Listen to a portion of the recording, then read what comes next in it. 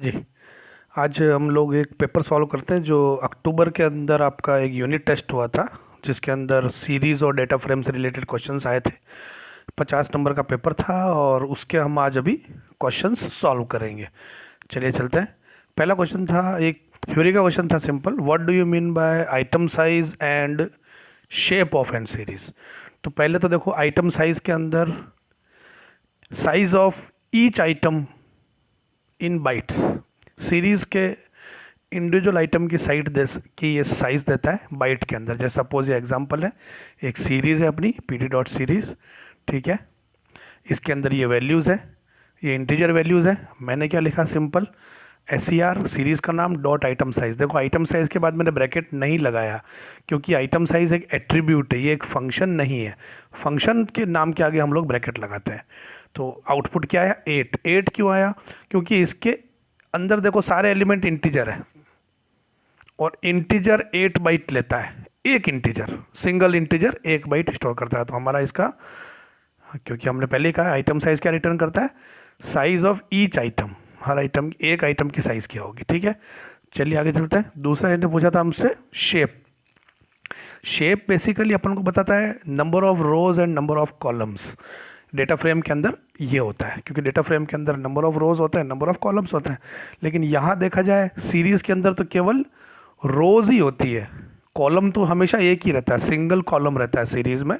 Number of रोज अलग अलग होती है। तो बेसिकली शेप क्या रिटर्न करता है, नंबर ऑफ रोज रिटर्न करता है in the form of tuple. Tuple मतलब ऐसा ब्रैकेट में लिखा रहता है। तो होता यह है कि n, m, अगर मैं डेटा फ्रेम की बात करूँ तो ऐसा आता है। n का मतलब होता है कितनी रोज है, m का मतलब होता है कितने कॉलम है। तो यहाँ जो हमें आउटपुट मिलता है वो ऐसा मिलता है, सिंपल ब्रैकेट, नंबर ऑफ रोज और कॉमा लगा के ब्लैंक स्पेस मिलता है। अब जैसे ये वाली देखो आप सीरीज, इसमें कितनी रोज है, 4 रोज है। तो मेरे को क्या मिल गया है, 4 कॉमा। यहाँ पर 6 रो थी तो मेरे को क्या मिल गया, 6 कॉमा। तो शेप ये रिटर्न करता है, ठीक है। इसको लिखेंगे कैसे, वही सीरीज का नाम डॉट SHAPE, बस ये लिखने से आपको ये आउटपुट मिल जाएगा, 4 कॉमा या फिर 6 कॉमा। चलिए क्वेश्चन नंबर 2। बोला था कि एक स्ट्रिंग है हेलो वर्ल्ड नाम की, उससे आपको एरे बनाना है। हेलो वर्ल्ड की स्ट्रिंग से एरे बनाना है। ये देखिए हेलो वर्ल्ड। अब आप लोगों ने, कई लोगों ने क्या किया, ऐसे अलग अलग करके लिखा HELL। ये तो आपने हार्ड कोडिंग कर दी। अभी तो हेलो वर्ल्ड तो छोटी सी स्ट्रिंग है। अगर ये बहुत लंबी स्ट्रिंग होती तो क्या मैं सारे कैरेक्टर अलग अलग करूँगा, नहीं। अलग अलग क्यों करूँ, मेरे पास फैसिलिटी है। हम लोगों को एरे बनानी है तो अपन लोगों ने np.array यूज़ किया। देव नाम का एक मैंने बनाया है वेरिएबल, उसमें मैंने स्ट्रिंग डाल दी हेलो वर्ल्ड। तो इस np एरे के अंदर मैंने क्या पास किया है, देव स्ट्रिंग पास की, लेकिन उसको लिस्ट में टाइप कास्ट कर दिया। पहले मैंने उसको देव स्ट्रिंग को किस में कन्वर्ट किया, LIST, लिस्ट में कन्वर्ट किया है। लिस्ट में कन्वर्ट करने के बाद मैंने उसको np एरे में पास कर दिया। तो अब देखो मैं, और उसका मैंने जो एरे बनाई उसका नाम मैंने क्या रखा, ARR। इस ARR को जब मैं प्रिंट कराता हूँ तो ये देखो ये एरे बन चुकी है। स्ट्रिंग के सारे कैरेक्टर्स अलग अलग हो चुके हैं और ये एरे बन गई, ठीक है। देखो इसी को मैं सिंपल अगर ऐसे प्रिंट कराऊं कि जो मेरी स्ट्रिंग का नाम है देव, उसको मैंने कन्वर्ट किया, लिस्ट में कन्वर्ट किया और प्रिंट कराया, तो भी देखो अलग अलग हो गए। एरे में भी अलग अलग हो गए। तो दोनों में फ़र्क क्या दिख रहा है, ध्यान से देखो। जो एरे है वहाँ पर देखो बीच में कॉमा नहीं दिख रहा है मुझे, लेकिन ये जो सेकंड वाला है इसमें मुझे कॉमा लिख रहा है। देखो H के बाद कॉमा, E के बाद कॉमा। क्यों यहाँ कॉमा क्यों दिख रहा है, क्योंकि ये क्या है, सिंपल एक लिस्ट है, लिस्ट ऑफ कैरेक्टर्स है। और इसमें ARR मुझे एरे में कॉमा क्यों नहीं दिख रहा है, क्योंकि एरे है, ये एरे के एलिमेंट्स हैं, यहाँ पर कॉमा की कोई ज़रूरत नहीं है। तो आपको तो बेसिकली एरे में कन्वर्ट करना है तो सिंपल इस तरीके से आप कन्वर्ट कर सकते हो। चलिए आगे चलते हैं। Question number 3। ये बोला था कि भाई एक ये वाली इस सीरीज को आप देखिए, ठीक है, कंसिडर करो, और फिर क्या करो कि 3 मैक्सिमम वाली रोज फैच करो, मैक्सिमम वैल्यूज वाली रोज फैच करो। एग्जांपल भी दे रखा है इसने कि ये आउटपुट आना चाहिए। मैक्सिमम वाली रोज में देखो क्या आया, 260। तो सबसे बड़ा एलिमेंट 60 था, इसलिए पहले सेकंड 260 आ गया, फिर 056, फिर 350। यानी कि बेसिकली मुझे क्या करना है कि इसको मैं डिसेंडिंग ऑर्डर में अगर इसको सॉर्ट कर दूं, सबसे बड़ा वाला पहले आ जाएगा, फिर उससे बड़ा आएगा, फिर उससे बड़ा नंबर आएगा। इस तरीके से अगर मैं इसको सॉर्ट करूं और फिर ऊपर के 3 उठा लूं तो मेरे को मैक्सिमम 3 रो मिल जाएगी। तो अपन ने क्या किया, देखिए SR1 सीरीज का नाम है, डॉट सॉर्ट अंडरस्कोर वैल्यूज़ ये फंक्शन है। असेंडिंग इक्वल टू फॉल्स लिखने से ये फंक्शन क्या करेगा, सॉर्ट वैल्यू नाम का इसको डिसेंडिंग ऑर्डर में सॉर्ट करेगा। कर दिया, उसके बाद मैंने उसके अंदर डॉट हेड 3 लगा दिया। हेड क्या करेगा, ऊपर से 3 वैल्यूज़ मुझे दे देगा। तो ये सिंटेक्स याद रखो, कहाँ पर डॉट लगाना है, कब हेड लिखना है, आप इसमें गलती कर देते हो। अब इसमें कुछ बच्चों ने आंसर में क्या लिखा है, ऐसा कर दिया कि उन्होंने उसको असेंडिंग ऑर्डर में सॉर्ट किया। असेंडिंग ऑर्डर यानी कि पहले सबसे सबसे छोटा नंबर आएगा, फिर उससे बड़ा, फिर उससे बड़ा, सबसे लास्ट में सबसे बड़ा। असेंडिंग ऑर्डर में सॉर्ट करके नीचे से 3 उठा लिए, टेल ऑफ 3। लेकिन इससे मुझे आंसर मिल नहीं पाता है, क्योंकि देखो उसमें होगा क्या, देखो पहली चीज़ तो क्या होगा, जो नैन होता है वो सबसे नीचे आता है, सबसे नीचे आता है। तो मुझे नैन तो चाहिए नहीं। मान लो अगर इसमें नैन नहीं होता, चलो नैन कोई वैल्यू होती नहीं, ये नैन वैल्यू नहीं होती, तो मेरा आउटपुट कैसा रहता। अगर मैं इसको असेंडिंग ऑर्डर में सॉर्ट करता तो नीचे से देखो, नीचे क्या दिखता मुझे, पहले 60, सबसे नीचे 60 आता, उसके ऊपर 56 आता, उसके ऊपर 50 आता। ठीक है, इस तरीके से ऊपर चलता रहता है ये। अब मैं अगर नीचे से 3 उठा रहा हूँ तो मेरे को ये 3 मिलते हैं। पहले नंबर पे मुझे क्या मिलता, 50, सेकंड नंबर पे 56 और थर्ड नंबर पे 60 मिलता। तो भी देखो मेरा आउटपुट मुझे अभी तक नहीं मिला है। मुझे पहले नंबर पे 60 लिखा होना चाहिए, जबकि यहाँ क्या लिखा हुआ है, 50। बात समझ में आ रही है? इसलिए हम लोग टेल यूज़ नहीं करेंगे। ठीक है, अभी क्वेश्चन नंबर 3 का ही बी था, वही वाली सीरीज़ है। और अब बोल रहा है कि ऐसा कुछ आउटपुट आना चाहिए, बस ऐसा करो, ऐसा कोड लिखो कि ये वाला आउटपुट आ जाए। अब इस आउटपुट में आप ध्यान से देखो, इसने कर क्या रखा है कि 50 से greater than equal to values आ रही है सारी। देखो इसको देखो ध्यान से, इसमें 50 से इक्वल या 50 से बड़ी वैल्यूज़ ये 3 ही है, और तीनों आ रही है। यानी कि मुझे बेसिकली 50 से बराबर या 50 से ग्रेटर वैल्यू इस सीरीज़ में से निकालनी है। तो कैसे निकालता, सिंपल प्रिंट सीरीज़ का नाम, ब्रैकेट के अंदर आप कंडीशन दे सकते हो, सीरीज़ का नाम ग्रेटर देन इक्वल टू 50। इन चीज़ों, ये अभी हम लोग पेपर सॉल्व कर रहे हैं, इसलिए मैं ज़्यादा डिटेल में नहीं जाऊँगा। आपको अगर ज़्यादा डिटेल इनके बारे में जाननी है तो आप मेरे सीरीज़ के वीडियो देखिए जो पहले बने हुए हैं, डेटा फ्रेम के वीडियो देखिए, वहाँ आपको डिटेल में जाया जाएगा। ठीक है, तो यहाँ हम सिंपल सॉल्व करेंगे अभी पेपर। उसी क्वेश्चन का पार्ट नंबर 3 था, वही वाली सीरीज़। इसको बोल रहा है इसने कि इसको रिवर्स ऑर्डर में आप प्रिंट कीजिए। तो रिवर्स ऑर्डर तो आप लोगों ने लगभग सभी ने सही किया है, बहुत इजी क्वेश्चन होता है। सिंपल दो कॉलन लगाओ, -1 लिख दो, ये आपकी सीरीज रिवर्स हो गई। चलिए आगे चलते हैं। क्वेश्चन नंबर अब 4 आ जाता है। 4 का A, write code to print following details on series SR1। ठीक है, पहला कह रहा है कि सीरीज है SR1 नाम की, वो चेक करो क्या वो सीरीज एम्प्टी है। ठीक है, एम्प्टी के लिए क्या होता है, कैसे चेक करते हैं, सिंपल ऐसा, जैसे ये सीरीज़ बनी हुई है, सीरीज़ का नाम डॉट एम्प्टी लिखो, ये एक एट्रीब्यूट है, इसलिए देखो एम्प्टी के बाद मैंने ब्रैकेट नहीं लगा रखे हैं। तो ये फॉल्स रिटर्न करेगा या फिर ट्रू रिटर्न करेगा। कब रिटर्न करेगा ट्रू, कब रिटर्न करेगा फॉल्स, अगर सीरीज़ के अंदर एक भी एलिमेंट नहीं है तो ये रिटर्न करेगा ट्रू, और अगर एक एलिमेंट भी है तो रिटर्न करेगा फॉल्स, एम्प्टी है या नहीं। तो देखो हमने यहाँ पे एग्जांपल बनाया, मैंने सीरीज़ बनाई है, देखो pd डॉट सीरीज़, इसके अंदर कोई वैल्यू नहीं है, ये सीरीज़ खाली है, एम्प्टी है। तो अब मैं इसको चेक कर रहा हूँ, SR डॉट एम्प्टी, तो आउटपुट क्या है, ट्रू आया। अगर इस वाली सीरीज़ पे मैं ये फंक्शन चेक करता हूँ तो फॉल्स आता है। क्यों फॉल्स आता है, क्योंकि इसके अंदर वैल्यूज़ है, ये सीरीज़ एम्प्टी नहीं है। ठीक है, तो इसके अंदर आपको सिंपल लिखना था SR1 डॉट एम्प्टी। ये कैसे यूज़ कर सकते हैं, देखो हम लोग प्रैक्टिकल प्रोग्रामिंग के अंदर, ये देखिए मुझे चेक करनी तो कोई सीरीज, मैंने क्या लिखा, इफ़ SR1 डॉट एम्प्टी, तो ये करो, एल्स ये करो। तो आप इसको कंडीशन में भी आप इसको यूज़ कर सकते हो। इफ़ में क्यों यूज़ कर सकता हूँ, क्योंकि इसका आउटपुट ट्रू या फॉल्स ही आ रहा है।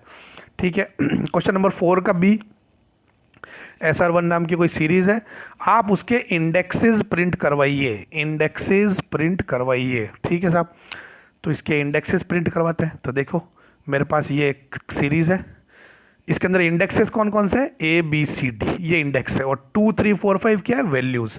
मुझे इसके इंडेक्स प्रिंट करने हैं, तो इंडेक्स ऐसे प्रिंट करते हैं, सीरीज़ का नाम लिखो, डॉट इंडेक्स लिखो, उसके इंडेक्स आ जाएंगे। तो इसी को देखो, मैं कोड में क्या लिखा मैंने, सीरीज़ का नाम डॉट इंडेक्स लिखा, तो मेरे को आउटपुट में क्या आया, ये देखिए इंडेक्स आ गए।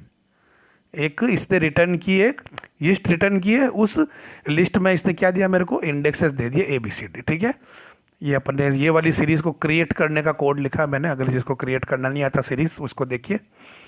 चलिए आगे चलते हैं। 4 का C उसी का।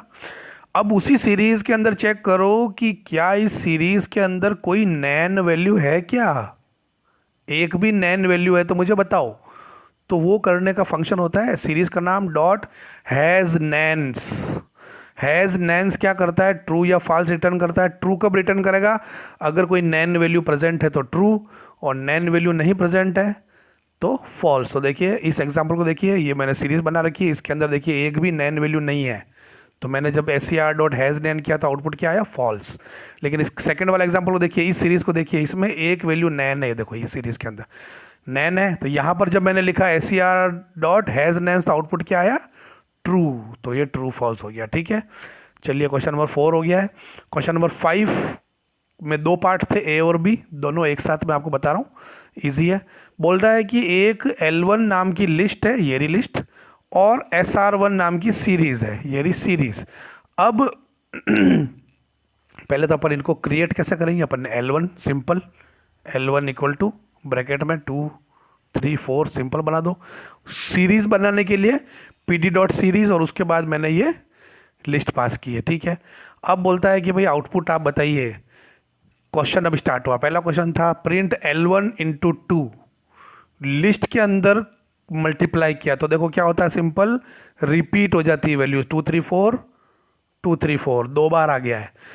सेकंड क्वेश्चन था कि सीरीज के अंदर 2 को मल्टीप्लाई करो, तो ये वेक्टराइज ऑपरेशन सपोर्ट करता है सीरीज नमपाई की तरह, तो यहाँ पर वैल्यूज रिपीट नहीं होगी, ये 2 मल्टीप्लाई हो जाएगा हर एलिमेंट से। तो हर एलिमेंट क्या था, 2 3 4 था, तो 2 3 4 का देखो 4 6 8 हो गया। ठीक है, ये नमपाई एरे में हम इसी तरीके से करता है, तो देखिए मैंने नमपाई एरे का भी एग्जांपल लिख रखा है। नमपाई एरे में भी अगर आप इंटू 2 करोगे तो ये आउटपुट आएगा, लेकिन नमपाई एरे के आउटपुट में और सीरीज के आउटपुट में थोड़ा सा फर्क दिख रहा है। सीरीज में जब मैंने 2 से मल्टीप्लाई किया तो मेरे को साथ में इंडेक्सेस भी मिले, लेकिन जब मैंने एरे में मल्टीप्लाई किया था तो मुझे इंडेक्सेस नहीं मिले। इसने सिंपल एक एरे रिटर्न किया है और सीरीज वाले ने सीरीज रिटर्न की है। ठीक है, वैल्यू दोनों की सेम है, लेकिन सीरीज वाले में इंडेक्सेस भी है, इतना सही फर्क है दोनों में। ठीक है, आउटपुट बाकी सेम है। चलिए क्वेश्चन नंबर 6 है, बोलता है ये डेटा फ्रेम बनी हुई, इस डेटा फ्रेम को क्रिएट करने का कोड लिखो। तो डेटा फ्रेम को कुछ लोगों ने डायरेक्ट भी बनाया है, कुछ लोगों ने सीरीज का यूज़ किया है। मैं आपको डायरेक्ट वाला बताऊंगा जो सबसे ईजी मेथड है डेटा फ्रेम क्रिएट करने का। ठीक है, सबसे पहले तो इसके अंदर जो कॉलम के नाम हो देख लो, column number 1 population, birth rate, death rate और डेंसिटी, कॉलम के नाम देख लो। अब सबसे पहले पहला वाला कॉलम उठाओ और उसकी वैल्यूज़ सिंपल क्या करना, देखो आंसर देखिए क्या किया अपन लोगों ने। एक डेटा नाम की बनाई है डिक्शनरी, ये ब्रैकेट शुरू कर दिए, ये ब्रैकेट, ये ब्रैकेट। फिर क्या किया है, पहला कॉलम का नाम लिखा मैंने पॉपुलेशन, कोड्स के अंदर कॉलन लगा के फिर मैंने बना दी लिस्ट, और लिस्ट के अंदर मैंने सारी वैल्यूज़ लिख दी। 4 वैल्यूज़ थी, चारों वैल्यू लिख दी। कौन सी 4 वैल्यू, ये वाली चारों वैल्यू लिख दी। फिर उस डिक्शनरी का सेकंड एलिमेंट बनाना है। सेकंड कैसे बनाना है, सेकंड कॉलम का नाम लिखो, लिस्ट के अंदर उसकी सारी वैल्यू लिख लो। फिर तीसरा एलिमेंट का नाम लिखो, उसकी सारी वैल्यू लिख दो। फिर चौथा एलिमेंट का नाम लिखो, सारी वैल्यू लिख दो और ब्रैकेट बंद।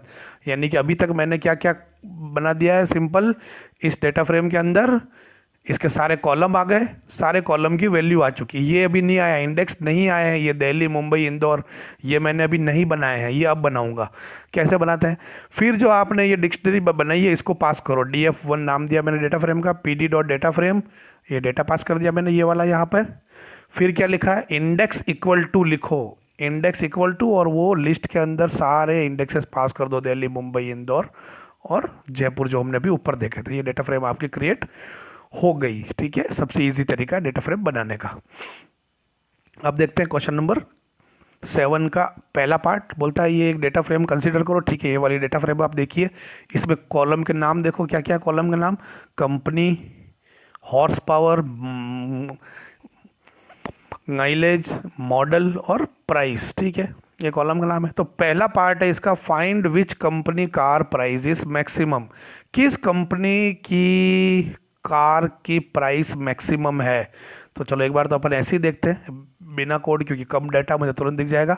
ये प्राइस है, ये कंपनी। तो महिंद्रा कार की प्राइस 60, मारुति की 30, टोयोटा 65, टाटा वाली की प्राइस सबसे ज़्यादा, देखो टाटा की 70 है। सबसे ज़्यादा प्राइस वाली कार कौन सी है? टाटा वाली। तो मेरे को ये आउटपुट चाहिए कि which company car price is maximum.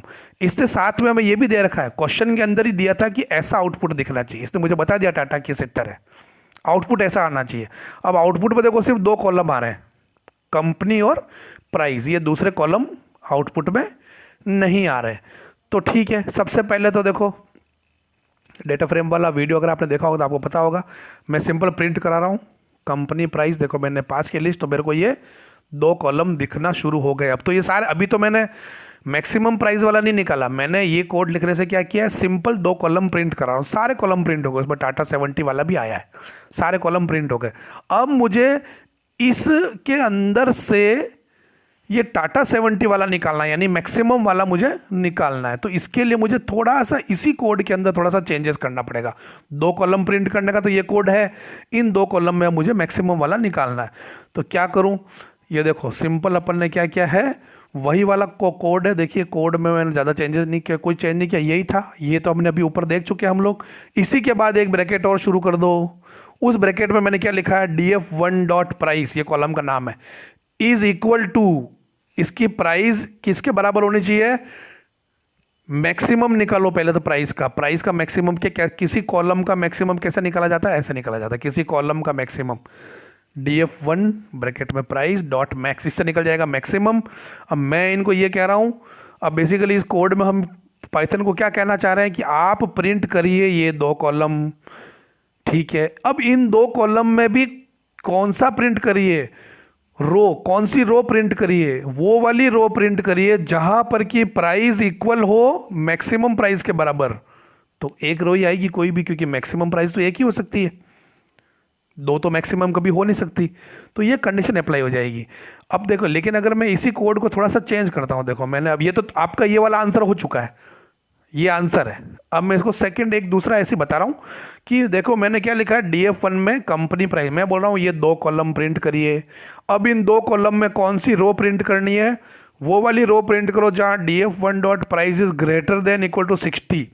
हमने ऊपर क्या बोला था, प्राइस की वैल्यू मैक्सिमम के बराबर हो। यहां बोल रहा हूं जहां जहां प्राइस की वैल्यू 60 या 60 से बड़ी है वो सारा प्रिंट कर दो। तो देखो आउटपुट मेरे पास मल्टीपल वैल्यूज आई है, 60 और 60 से बड़ी सारी वैल्यू आ गई है। तो इसको जूम करिए, कंडीशन कैसे लगाते हैं डेटा फ्रेम के ऊपर, और इसको देखिए और इसको समझिए, ठीक है। तो मैक्सिमम वाली रो फैच हो गई है। अब इसी का सेकंड पार्ट था कि calculate total number of cars पर कंपनी, और इसने आउटपुट भी दे रखा है, ऐसा आउटपुट आना चाहिए। बेसिकली बोलना चाह रहा है कि भाई महिंद्रा की कितनी कारें हैं, तो इसमें महिंद्रा कितनी बार आया है, एक बार ही आया, तो 1 कार है। मारुति कितनी बार आया, मारुति 2 बार आया, देखो 1 और 2, यानी कि मारुति की 2 कार है। टाटा कितनी बार आया, 1 बार आया, तो टाटा की भी 1 कार है। तो मुझे बेसिकली कहना चाह रहा है कि इनमें से टोटल निकाल लो कौन कितनी बार आया है, बेसिकली यही करना। तो मुझे इससे पता चल जाएगा कि कौन सी कंपनी की कितनी कारें हैं। तो अब अपन ने इसके लिए कैसे लिखा है, देखो आप किसी कॉलम की, कंपनी नाम का कॉलम है df1 डॉट कंपनी, आंसर देखो क्या लिखा अपन ने, df1 डॉट कंपनी डॉट, हमने देखा था अभी हम लोग फंक्शन यूज कर सकते हैं, df1 ब्रैकेट में अगर मैंने कंपनी लिखा, डॉट अगर मैं लिख देता हूँ मैक्स, जैसा मैंने ऊपर देखा था, तो वो क्या निकाल देता, इस कंपनी नाम के कॉलम में मैक्सिमम वैल्यू निकाल देता। लेकिन अभी मैंने क्या लिखा है, मैक्स की जगह पे वैल्यू काउंट्स।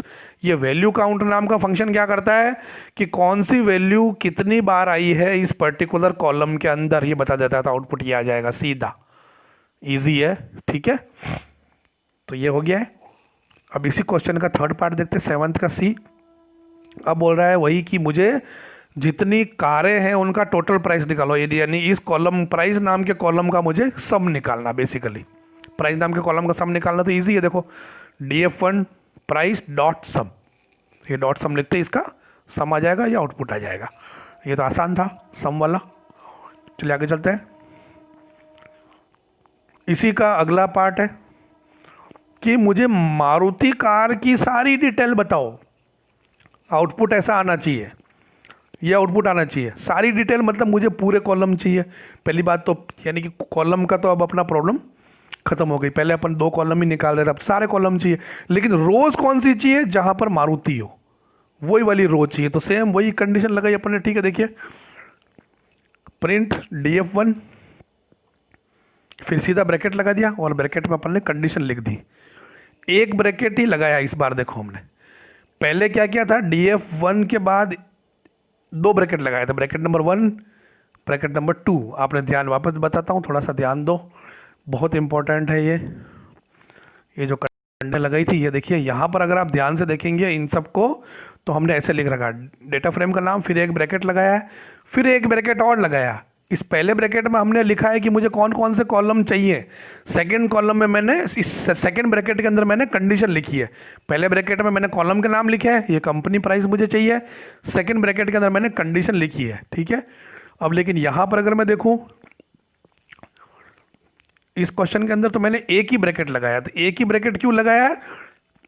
क्योंकि हमें सिर्फ कंडीशन ही लिखनी है, हमें कॉलम तो सारे चाहिए, इसलिए हमने सिंपल DF1 लिख दिया। तो ये कंडीशन लिख दी हमने कि जहां वो रो निकालो जहां DF1 कंपनी की वैल्यू मारुति हो, तो ये आउटपुट आ जाएगा मेरे पास। कौन सा आउटपुट आ जाएगा? ये वाला। ठीक है, अब इसी को क्वेश्चन के अंदर अगर मैं बोलूं कि मारुति की डिटेल तो निकालो, लेकिन केवल 2 कॉलम ही निकालो, कंपनी नाम का कॉलम और प्राइस नाम का कॉलम निकालो, यानी कि ऐसा आउटपुट लेके आओ, तो मुझे क्या करना पड़ेगा? सिंपल इसी के अंदर एक एक्स्ट्रा ब्रैकेट, देखो मैंने ये लगा दिया यहाँ पर, ये वाला। ये सब तो सेम है, इसके बाद वाला सेम है, ये सब कुछ।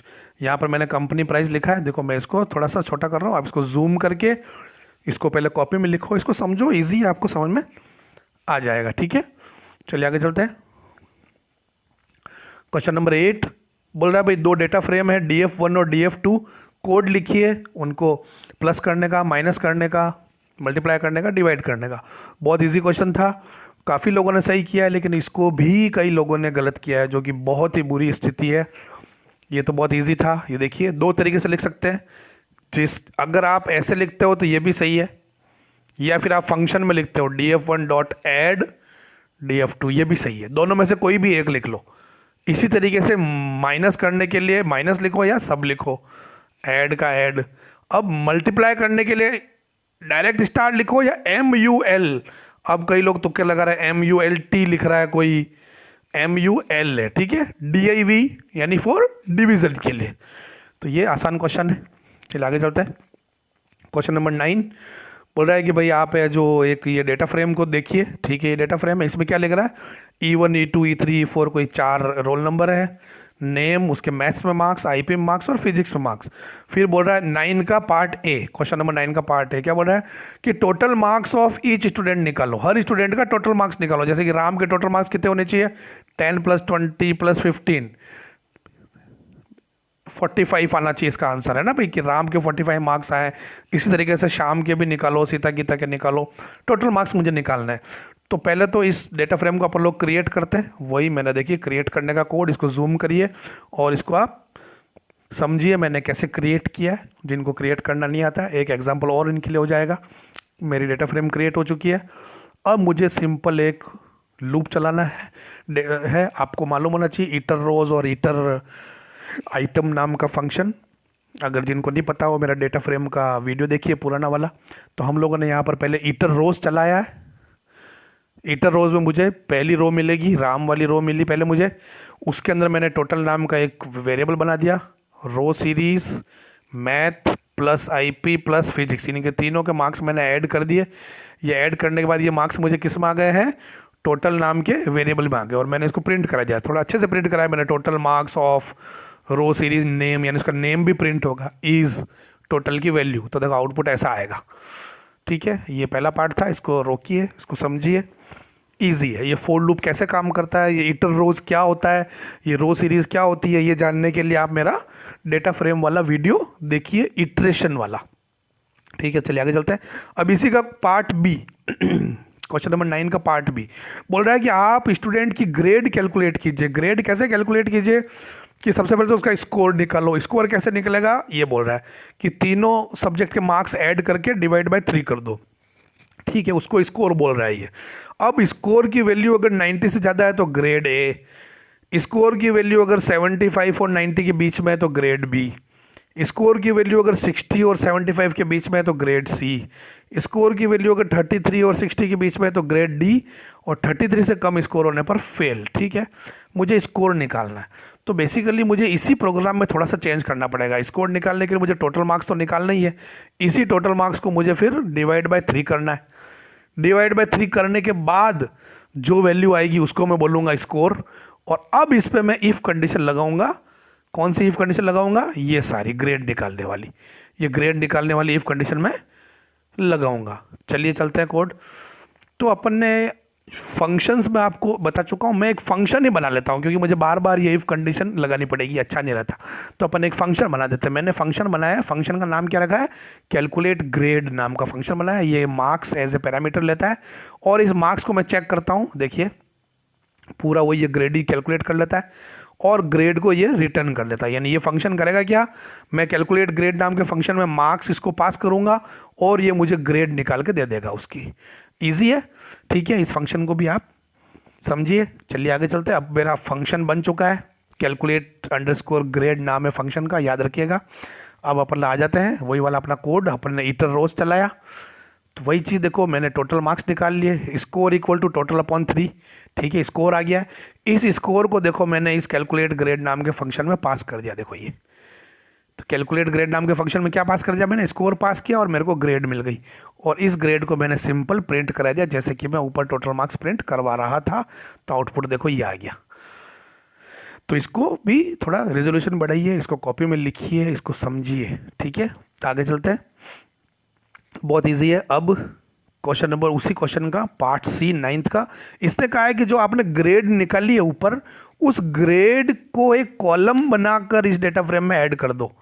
इस डेटा फ्रेम में ऐड कर दो। तो अभी मेरे डेटा फ्रेम में कितने कॉलम्स हैं? मेरी डेटा फ्रेम कहाँ गई? ये डेटा फ्रेम 1 2 3 4। अब एक 5वां कॉलम और आ जाएगा ग्रेड नाम का, ये कॉलम ऐड करना है। ठीक है साहब, ऐड कर लेते हैं। ग्रेड तो अपन लोग निकाल ही चुके हैं, उसे हमें कॉलम के फॉर्म में ऐड करना है। तो चलो, तो ऐड करने का सबसे इजी तरीका, कोई कॉलम ऐड करना है, कॉलम ऐड करने का सबसे इजी तरीका है कि मैं बना लेता हूँ एक लिस्ट।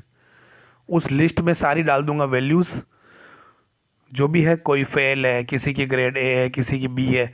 फिर इस लिस्ट को मैं ऐड कर दूंगा as a new column in my data frame. तो लिस्ट बना देता हूँ। ठीक है, तो लिस्ट कैसे बनाए? चलो, मैंने एक GR1 नाम की एम्प्टी लिस्ट बना दी शुरुआत में। ठीक है, GR1 एम्प्टी लिस्ट बना दी, वही फॉर लूप चलाया, मैंने टोटल निकाला, स्कोर निकाला, ग्रेड निकाली और इस GR1 के अंदर इस ग्रेड को अपेंड कर दी। यानी ये फॉर लूप अगर 4 बार चलेगा तो GR1 में अब कितनी वैल्यू हो जाएगी? टोटल 4 वैल्यू हो जाएगी, क्योंकि 4 बार ही अपेंड करेगा, हर ग्रेड को अपेंड करता जाएगा। ठीक है, उसके बाद अब सिंपल आपको लिखना है डेटा फ्रेम का नाम, कॉलम का आप क्या नाम रखना चाहते हो और लिस्ट का नाम। तो मैंने GR1 नाम की लिस्ट बनाई थी, ये पास कर दी। अब ये लाइन लिखने के बाद अगर मैं डेटा फ्रेम को प्रिंट कराता हूँ तो देखो ग्रेड नाम का नया कॉलम इसमें ऐड हो चुका है। तो सिंपल ये नया कॉलम ऐड करने का बहुत इजी तरीका है। इसको वीडियो को पॉज करते जाइए, रिजोल्यूशन बढ़ाइए, तैयारी कीजिए। रिबोर्ड एग्ज़ाम आपका आने वाला है, ये क्वेश्चंस आपको बहुत ज़्यादा यूज़फुल रहेंगे, समझिए इन्हें। कोई डाउट है तो पूछिए। आज के लिए इतना ही, बाय।